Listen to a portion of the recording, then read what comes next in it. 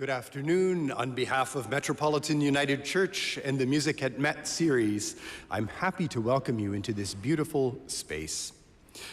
My name is Jonathan Oldengarm, and I'm Minister of Music here at the church.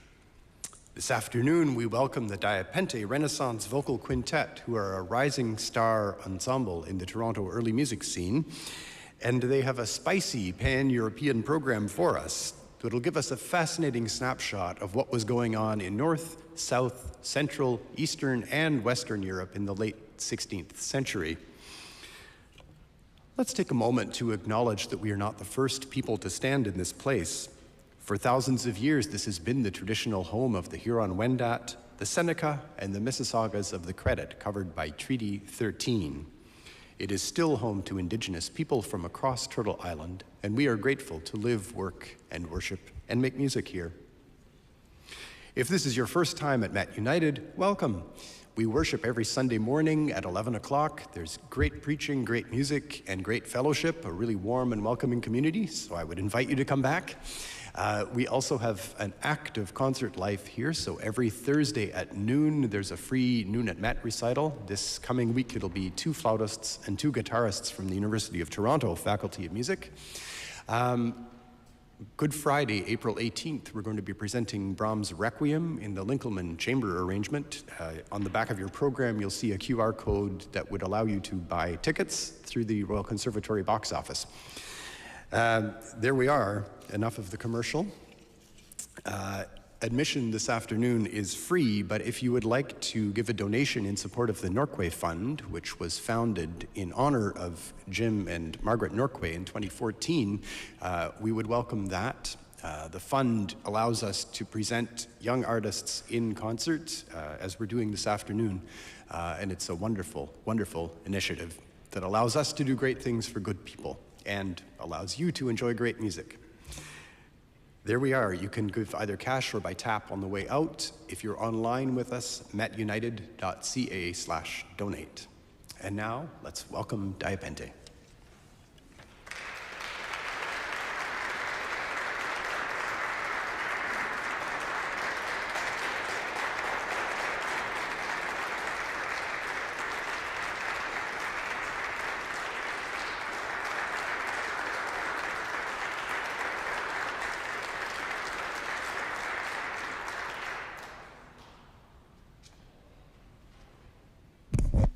Is this on? Hey, nice. Hello, everyone. How are we doing today? We doing okay?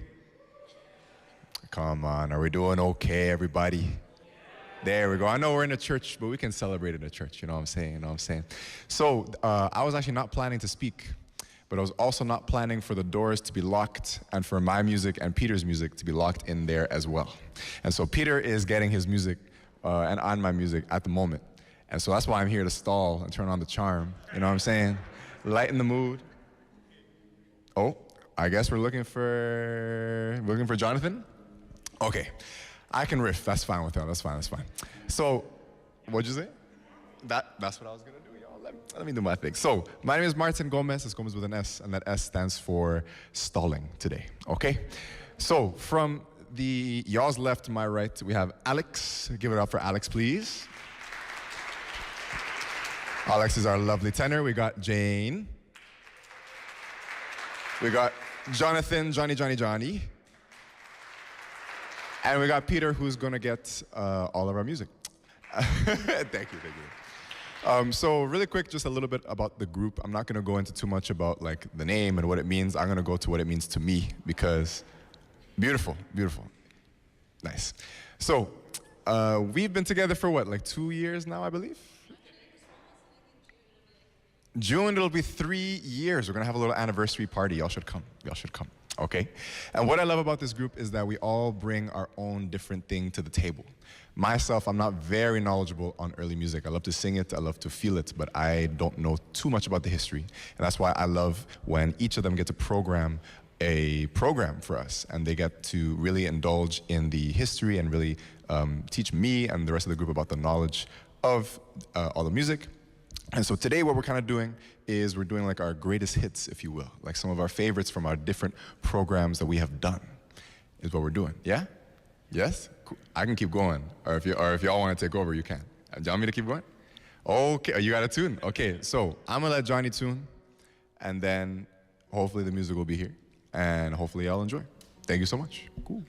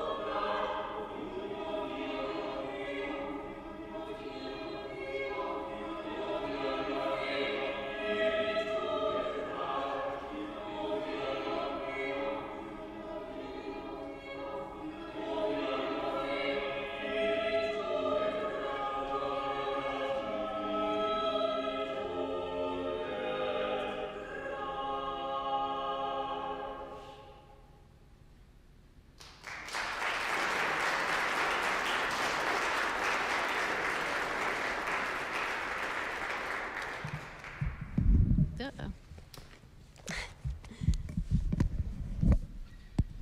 Is it still on? Okay, good.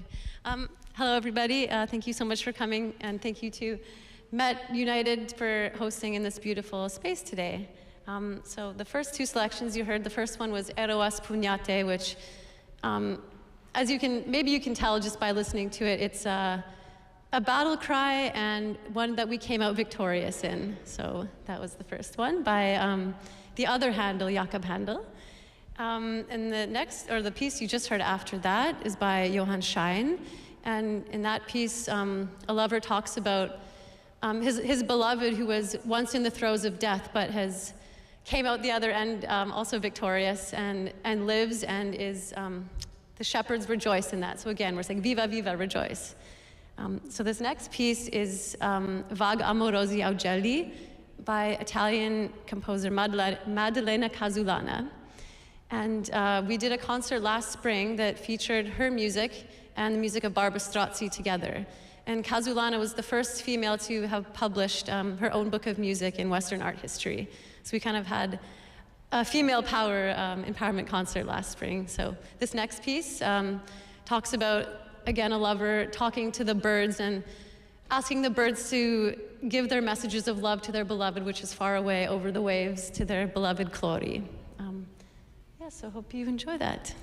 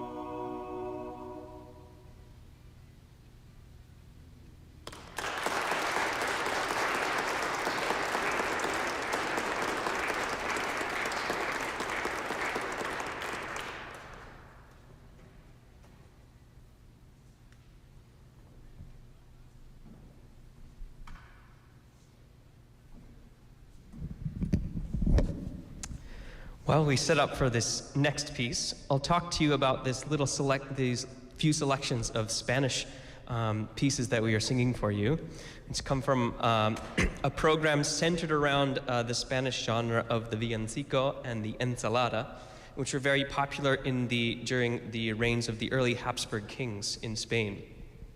What you just heard is a beautiful piece by Juan Vázquez called Los Ojos de Marfida, and we're talking about Marfida, whose eyes are making fountains of tears. And she's wondering why her shepherd, why her love is not coming. And if her hope is certain, why isn't he there? But if her hope is uncertain, how is she not dead? Is the question we ask at the end. And Vázquez and a lot of the Spanish composers of this time were being very directly inspired by the popularity of the Italian madrigal that was happening in the early to mid-16th century. So we'll see influences of that. But in this next piece, El Fuego by Mateu Fletxa, who was a Catalan composer, we have the genre of the ensalada, which in Spanish indeed means salad. So if you think about a salad, it's a mixture of a whole bunch of different things. You got some leaves, maybe you've got some nuts, maybe you've got some dressing. And here we have maybe a little bit of a motet, maybe a little bit of a villancico, maybe a bit of a dance tune. We have all of these mixed together into this quite large piece. This next piece is about 10 minutes long. And in all of Fletxa's ensaladas, he's describing some kind of catastrophe.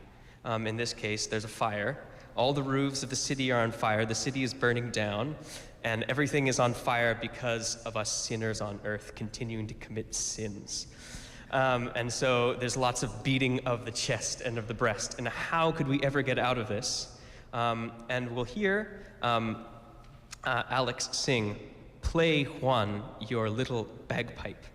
And we start to dance. And we have this rollicking dance at the end because the Virgin Mary has arrived and she's given birth to Jesus Christ, and we're redeemed for our sins. So at the end of each of these ensaladas, we have the apparition of Mary. So it ends happily after some very serious events going on. So that'll be El Fuego.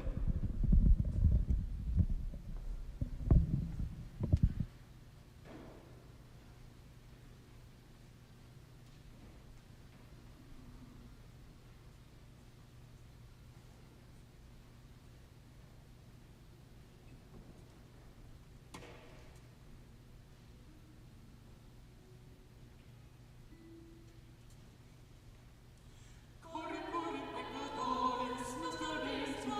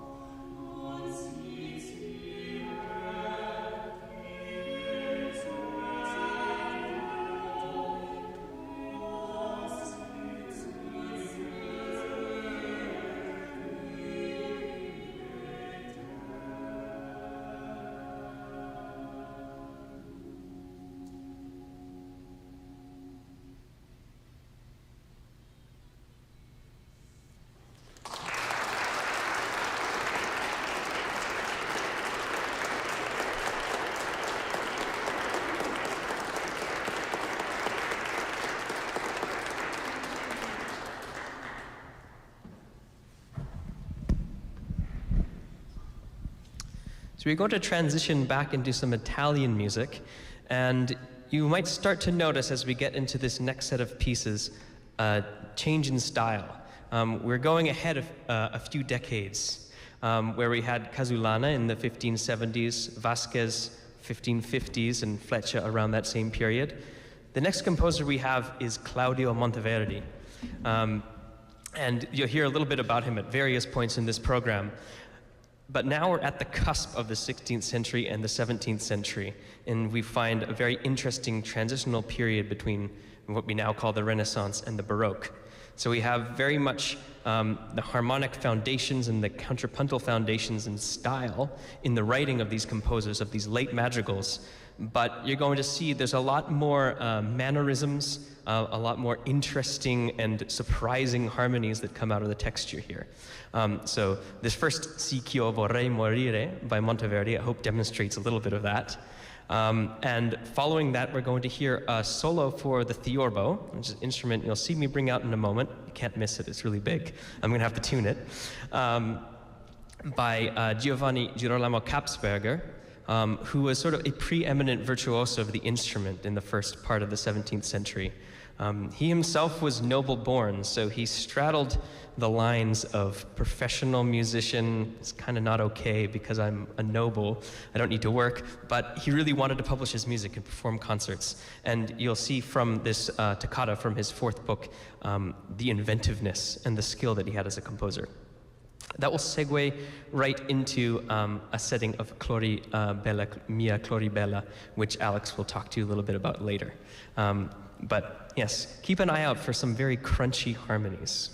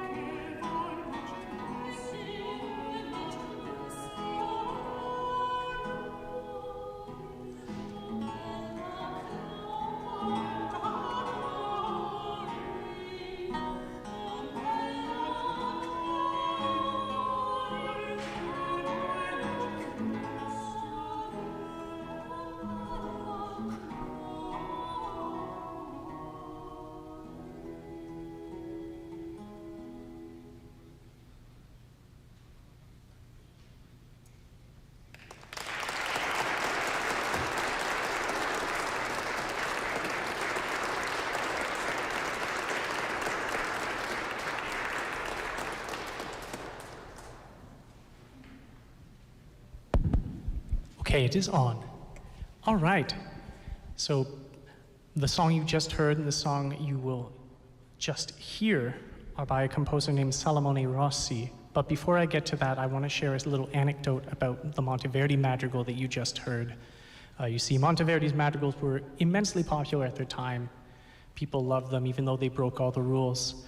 The text is, you'd find, the text is a little steamy, and that proved a problem for people that liked the music but wanted to, perform it in a church. So one guy had the great idea, I'm just going to take all the texts away and we're going to put a whole bunch of Latin prayers on there. So there's a whole, you can do the Monteverdi love poetry madrigals, or you can do the same ones as devotional texts, which I find kind of odd because when you sing it, I mean, you know what the original lyrics are. So you're just kind of like, Well, he was a Mantuan. Monteverdi was in the Mantuan court, which is a perfect segue into Salomon Rossi, who was also a Jewish Mantuan composer at the same time, a contemporary of his. Mantua at the time was a huge hub for the arts. The Duke was a huge patron of arts culture. He'd bring in people from everywhere. And that, coupled with some of the more tolerant laws regarding what non-Christians can do in an Italian city in the Renaissance, meant that composers like Rossi, who was Jewish, was able to work with Christians in the court, and therefore he was a great composer. He was also a great violinist. So he was both a court musician and court composer, and achieved worldwide recognition for that. His sister was also one of the first international opera stars. Her name was Madame Europa. So that's the unique climate that Mantua has in the Renaissance. Besides the great musical innovations that Monteverdi was doing with regards to harmony and music and that side, Rossi was also a sort of innovator, but mostly in the terms of form. He's responsible for the first ever published book of liturgical Jewish music in a Renaissance polyphony style, as well as he made innovations in tablature towards madrigals. So back in the day, if you wanted to sing your favorite madrigals, you needed 5 of your friends. Well, let's say you don't have 5 of your friends. Well, Rossi says, well, if you have a buddy with a teorbo, he can play the other 4 parts and someone else can sing. So luckily, we have 5 friends who can sing madrigals, as well as one of the friends who can also play teorbo. So that's like 8 people in one. So that's great. Clori Mia, Clori Bella is an example of that first half. It's the text is about how wonderful Clori is and how much better she is than Amarilli and Flora and all the other girls. She's not. But this next one you're going to hear, Udite lagrimosi spiriti, is sort of the opposite. Whereas a little happy, this is a bit more anguish. Listen, hell. This beautiful one, she makes me suffer. She's not content with just me dying 1 death a day. She wants me to die 1,000 deaths a day. So that's the other side. And while we hear that, we're going to go into a completely different sound world after that with a guy named Scipione Licurcia. If you know Scipione Licurcia, any Scipione Licurcia fans out in the audience? Probably not. He's quite rare. But you might know his sort of idol, which is an infamous guy by the name of Carlo Gesualdo, who is a very, very interesting composer slash murderer at the time. Werner Herzog has a great documentary about him. Either way, LaCorcia really liked that sound that he did, a sound that might make Stravinsky blush, as you'll see soon enough. Ai tu piangi, ah, you cry, and mentre piccolo ferro, which is you've pricked my heart with your finger of iron. So enjoy this next set of wonderful Italian madrigals.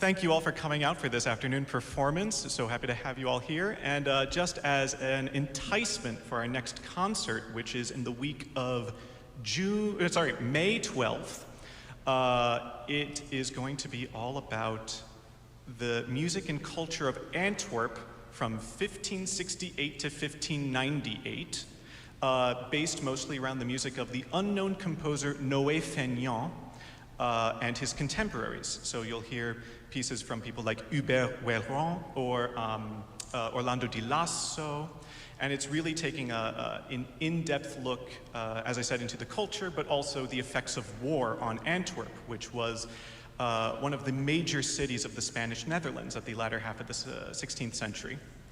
And so to close, we'll perform two pieces, one of which is by Feignant. It's an English translation of one of his Italian madrigals. And what's very notable about it is that this is the first piece in a collection called Musica Transalpina, which was published in 1588 by Nicholas Young. He was a collector of Italian-style madrigals across the entire continent. And this is what kick-started the very famous English madrigal movement. It was the forefront of that. It introduced that style into England, and so that's where you get people like Byrd writing his fantastic madrigals. And then after that, we will end with a lovely piece, again from the Mantuan composer Gastoldi. It's a lovely little balletto, which is just a fun little tiny strophic piece, a lot of little lyrics here, called Questa Dolce Sirena. This microphone is no joke.